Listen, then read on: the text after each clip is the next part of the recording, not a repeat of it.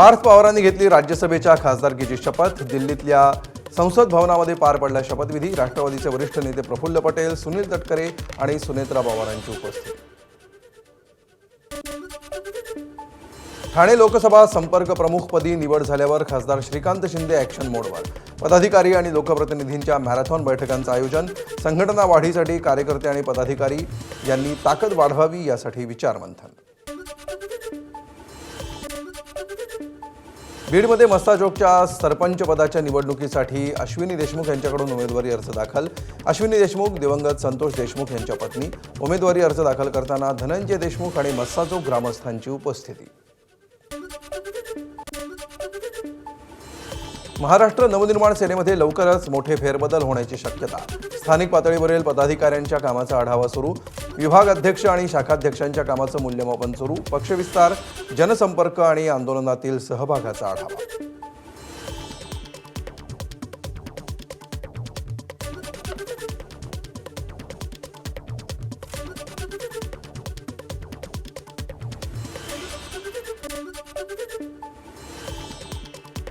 पिंपरी चिंचवड महापालिकेमध्ये 52 कोटींचा भ्रष्टाचार, तर कॅफो प्रवीण जैन यांनी भ्रष्टाचार केल्याचा चेअरमन अभिषेक बारणे यांचा आरोप।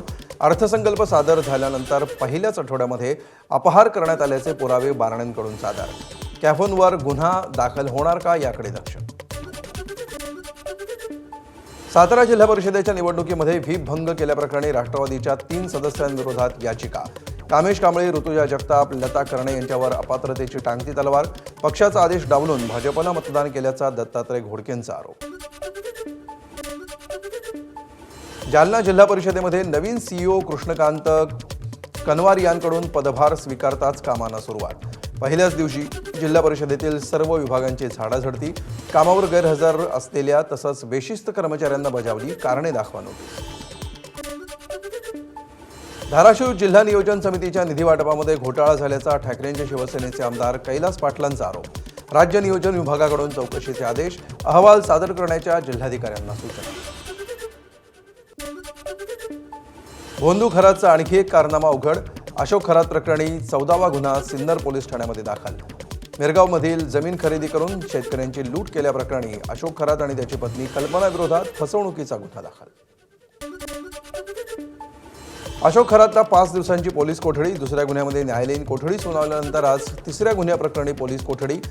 महिलेचं लैंगिक शोषण केल्याप्रकरणी खरातवर 3रा गुन्हा।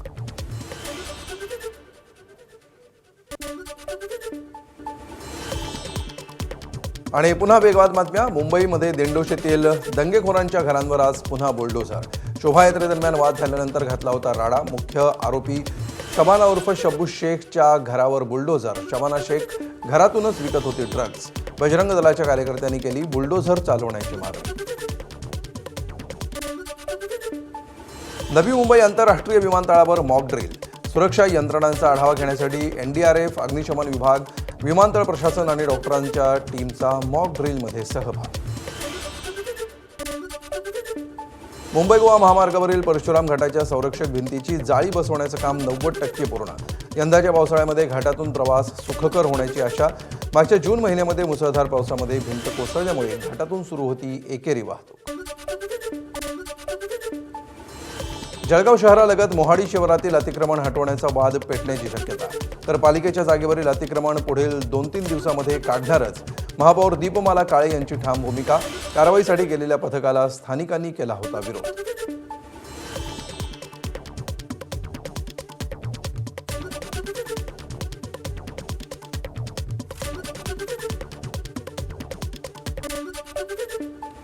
अकोल्यामध्ये पतीकडून पत्नीची हत्या। 8 वर्षीय मुलाला मारहाण करत असताना मध्यस्थी करणाऱ्या पत्नीची आरोपीकडून हत्या।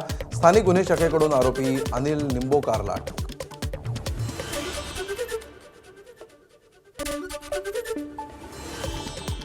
यवतमाळमध्ये देशी कट्ट्यासह युवकाला अटक। देशी कट्टा दाखवत नागरिकांमध्ये दहशत निर्माण करणाऱ्या 20 वर्षीय कुणाल गीतेच्या मुसक्या आवळल्या। गुप्त माहितीच्या आधारे कारवाई। नाशिकमधील नामांकित कंपनीमध्ये धर्मांतराचा धक्कादायक प्रकार। धर्मांतरातील पीडित तरुणाचे फोटो झाले उघड। कंपनीमध्ये महिला अत्याचार आणि विनयभंगासह धर्मांतराचाही प्रकार झाल्याची माहिती. तरुणाला विशिष्ट पोशाख घालून धार्मिक चालीरीतींसाठी दबाव टाकल्याची चर्चा.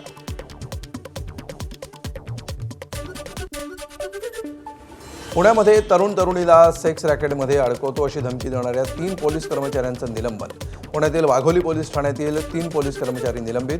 पोलीस आयुक्त अमितेश कुमार यांच्या समोर तक्रार केल्यानंतर प्रकरणाची शहानिशा.